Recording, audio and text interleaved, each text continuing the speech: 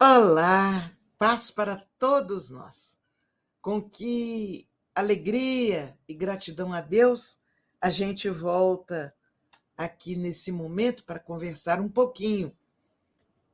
Não temos a pretensão de trazermos assuntos profundos, mas temas que muitas vezes surgem em nossas mentes a partir de comentários que a gente ouve, a partir de dúvidas que temos, e a gente vai tentando esclarecer aos pouquinhos, sem aflição, sem pressa, tentando deixar cada um com a tranquilidade de que não estamos sós, que estamos sempre amparados pelos amigos espirituais.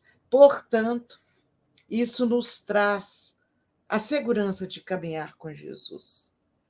Este tema de hoje, obsessão e evangelho, ele nos traz algo bem interessante. De uma certa forma, muitos de nós já ouvimos falar que espiritismo cria obsessão. E, às vezes, algumas pessoas se assustam quando seus familiares começam a frequentar casas espíritas. Eles nem procuram saber que são casas espíritas idôneas, que levam a sério o estudo do Evangelho, mas fica só aquela notícia: Espiritismo cria obsessões. E aí as pessoas muitas vezes ficam preocupadas diante de amigos e familiares que se tornam espíritas. E é interessante que Lucas, por exemplo, em determinado momento, registra uma passagem de Jesus com alguns espíritos. Isto está no capítulo 4 de Lucas, nos versículos 33 a 35.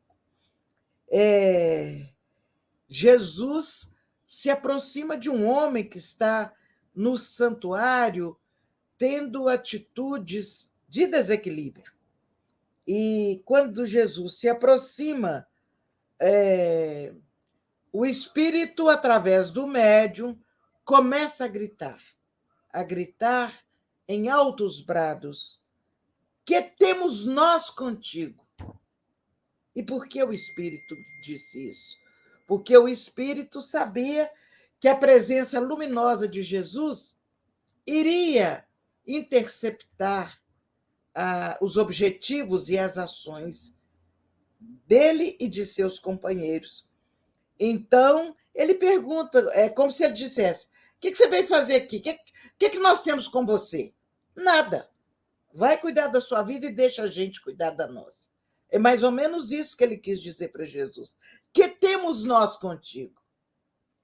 E Jesus, após repreendê-lo com a autoridade moral, né, que sempre esteve presente em suas ações, em suas palavras, né?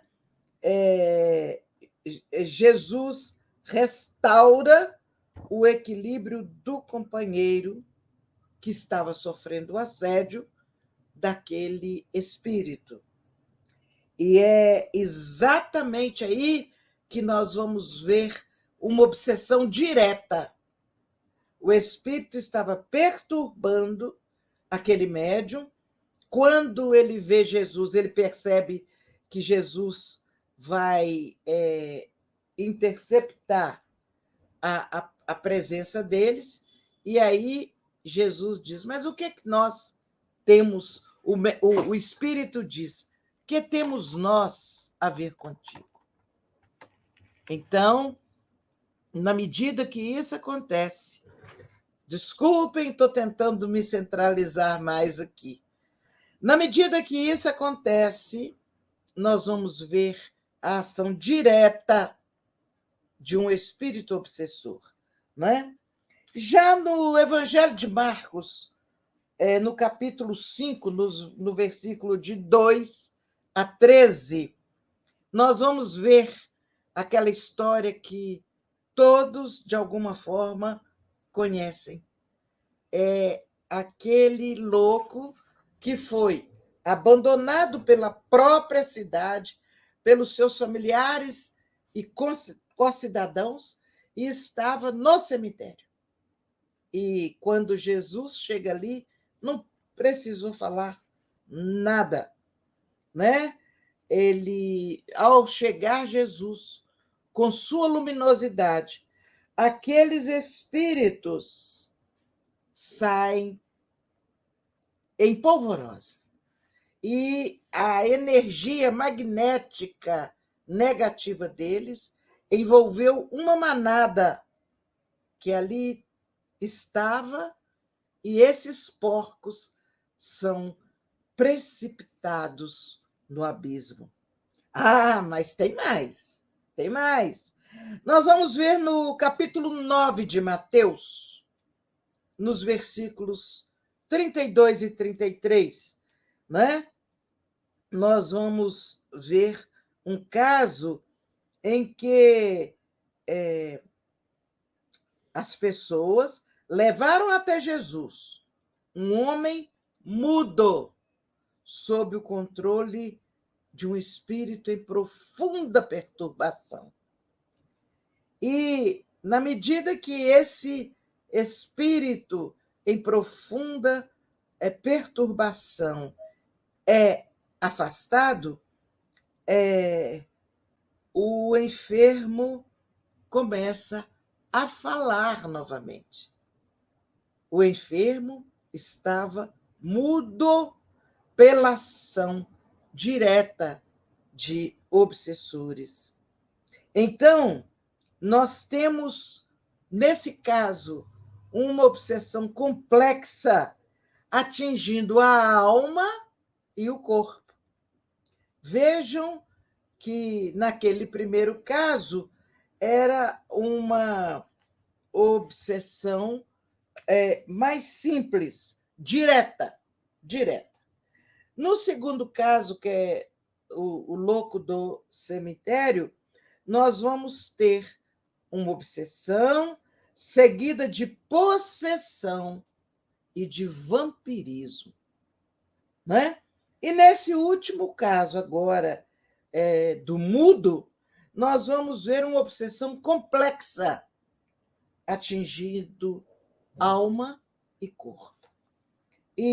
Mas tem mais. Emmanuel, porque, na verdade, esses casos que eu estou relembrando aqui com vocês, eu estou buscando naquele livro que eu estou tentando trazer.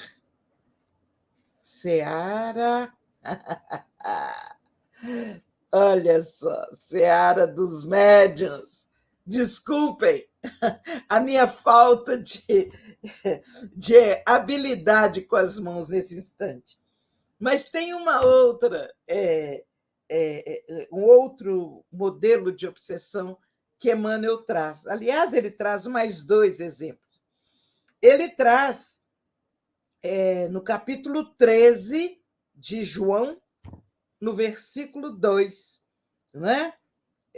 Um espírito perverso havia colocado no sentimento de Judas a ideia de negação do apostolado.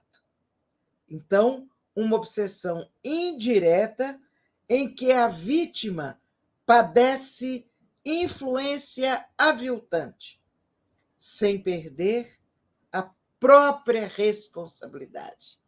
Então, Judas começa a achar que estava perdendo tempo, que devia deixar, que devia largar, abandonar, etc. Mas Emmanuel traz mais uma outra. Em Atos dos Apóstolos, no capítulo 8, versículos de 5 a 7, ele traz aquela passagem de Filipe, que estava transmitindo a mensagem do Cristo aos samaritanos, e ele foi instrumento para que muitos coxos e paralíticos se curassem. com simples afastamento de espíritos inferiores que os perturbavam. Então, uma obsessão coletiva, né? Gerando moléstias fantasmas, moléstias criadas.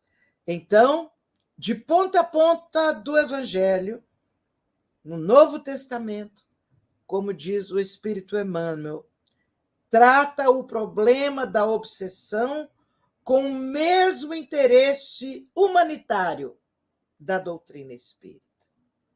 Não nos detenhamos, portanto, diante dos críticos contumazes que, de qualquer procedência, que venham dizer que o espiritismo produz desequilíbrios, produz obsessão. Vejam bem, na época de Jesus, não havia sido organizado como doutrina o espiritismo. Então, se o evangelho está cheio de exemplos de obsessão, como é que o espiritismo é que cria a obsessão, a perturbação, se a doutrina espírita só foi codificada 1.800 anos depois de Jesus passar pela Terra? É só a gente raciocinar. É só a gente parar e pensar que nós vamos começar a ter argumento não para discutir, não para contestar na briga, mas motivos para permanecermos equilibrados diante da oportunidade que nos é oferecida para assimilarmos os ensinamentos que nos são trazidos pela doutrina.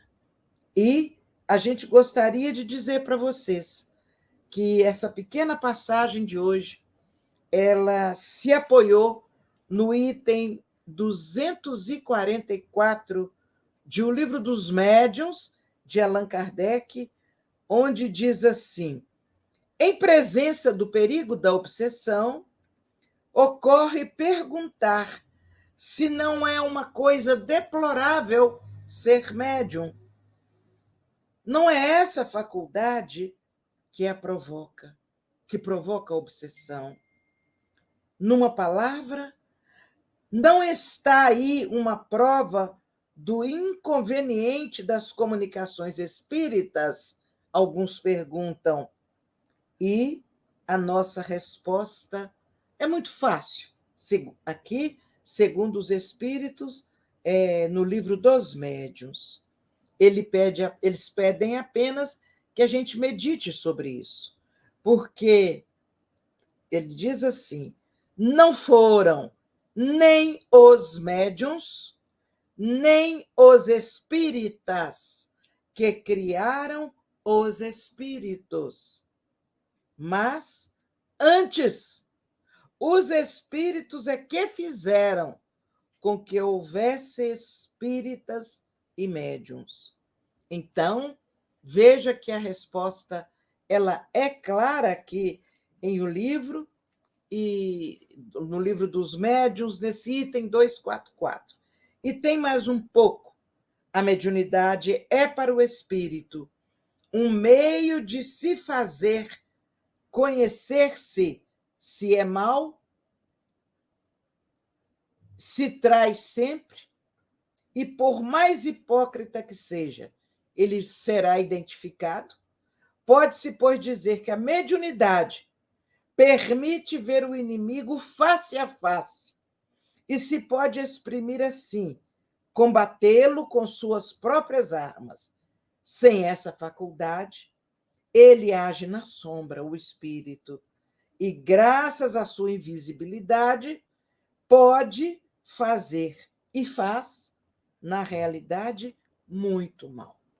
Vejam que aí está a pequena resposta de O Livro dos Médiuns, que nos leva a refletir e entender que se Jesus já lidava com a obsessão, não é o espiritismo que a cria, são os espíritos perturbados que geram a obsessão, que só a doutrina espírita, que está à luz do Evangelho, com espíritos nobres que nos orientam, é que nós veremos a obsessão ceder espaço e transformar-se em momentos de paz, de amor e de luz. Gente, Deus nos abençoe, Jesus nos inspire cada vez mais. Paz para todos nós, que a gente possa ter uma semana consciente que é possível evitar as obsessões, é possível afastar aqueles que tentam nos perturbar e nos tirar do sério. Um grande abraço, paz para todos nós.